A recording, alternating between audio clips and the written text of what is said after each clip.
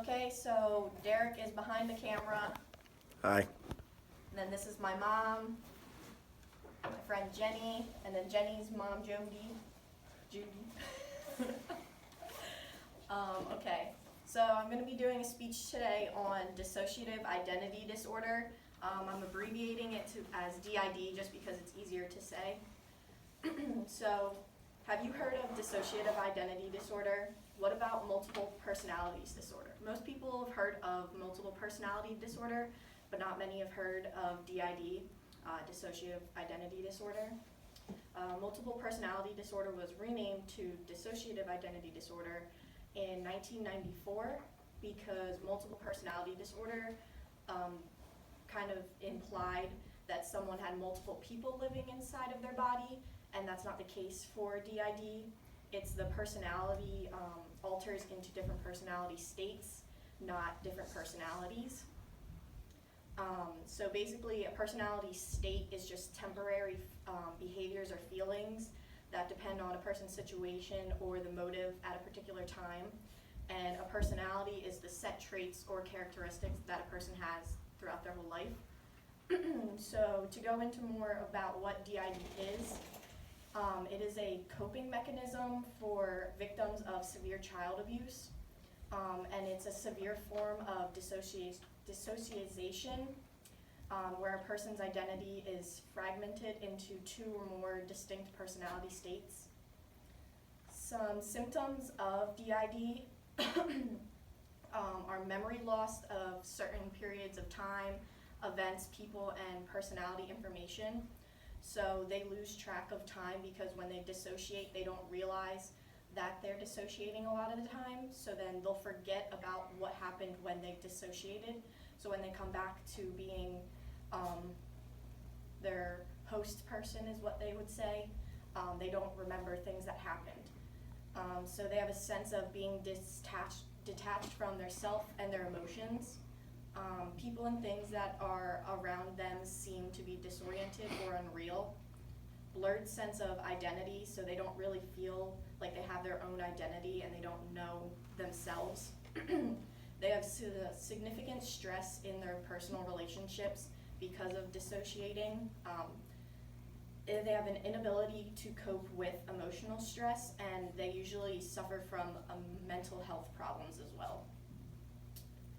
So there are three different dissociative disorders. The first one being dissociative amnesia, dissociative identity disorder, and then dissociative depersonalization. So I'm going to touch on each of those a little bit further. So for dissociative amnesia is severe memory loss, and that usually goes along with DID. You can't recall personal information about yourself specifically from the traumatic events that you faced in your childhood. Specific events or times you can't recall.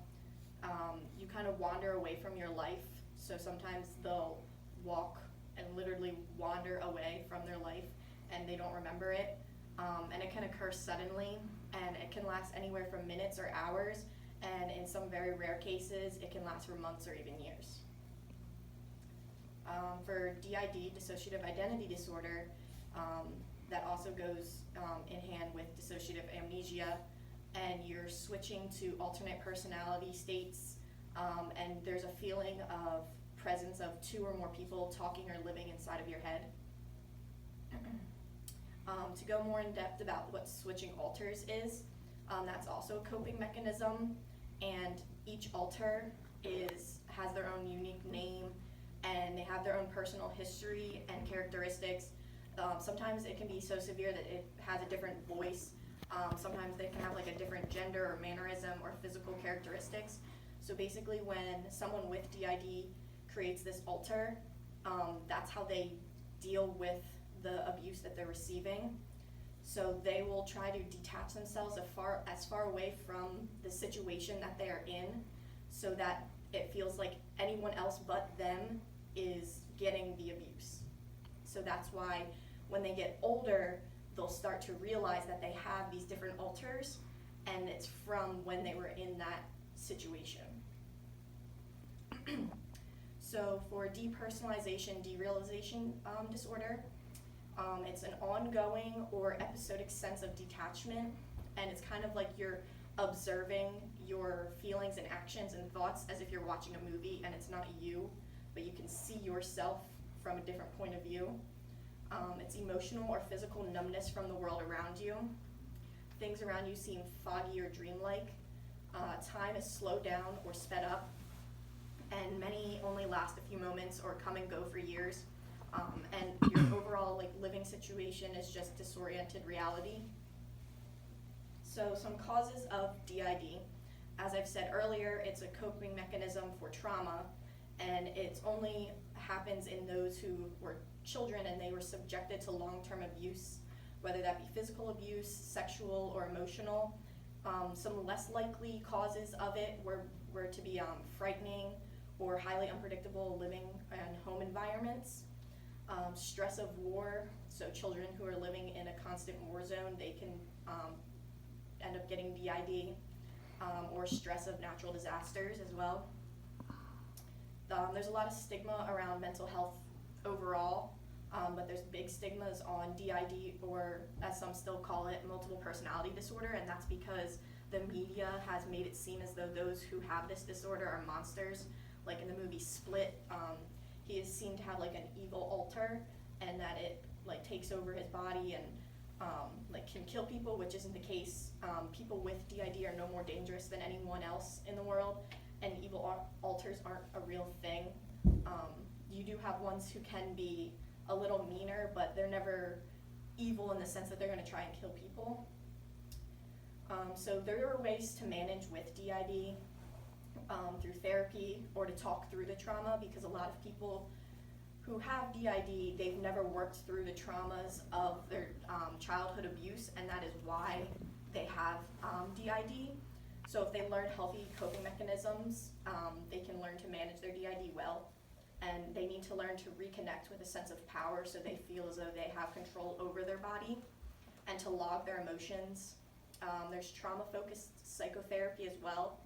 And then to develop a crisis plan, so if they feel as though they're going to switch into their alternate state, they know what they can do in order to not do that. There's medication as well, and then also the main thing would just be stopping the child abuse as early as possible so that this doesn't end up developing into that. So there's advocacy things that we can do as well for those suffering with DID, because it's such an underserved population. Many times, because there's a stigma around it, they don't want to come forward and talk about having DID, or they don't want to seem as though they're crazy, so they don't want to talk about the fact that they feel multiple presence in their body. And also there's a lot of poorly and untrained professionals that work as therapists that don't recognize, or they refuse to recognize DID, because there are some therapists who do not believe that DID is real, so they do not diagnose it, and then the people who are suffering from it go on living with it, and they don't know how to take care of themselves. And there's also a lot of organizations that offer inadequate support or none at all. So just advocating for more organizations to help support those suffering from DID. But there are a few organizations who have been leading the way in the advocacy for DID, and that would be an Infinite Mind and Sedarian Institution. So people who suffer with having DID have dealt with awful traumas in their life, and as they're growing up, they now have to struggle with the constant battle of switching between different alters now. But with the proper support and treatments, they can find healthy ways to deal with this and work through the past traumas. Combating the stigma of people with DID and mental health just overall will better assist to helping those who struggle daily with mental health, and helping those struggle with mental health to feel comfortable about seeking help as well. Thank you.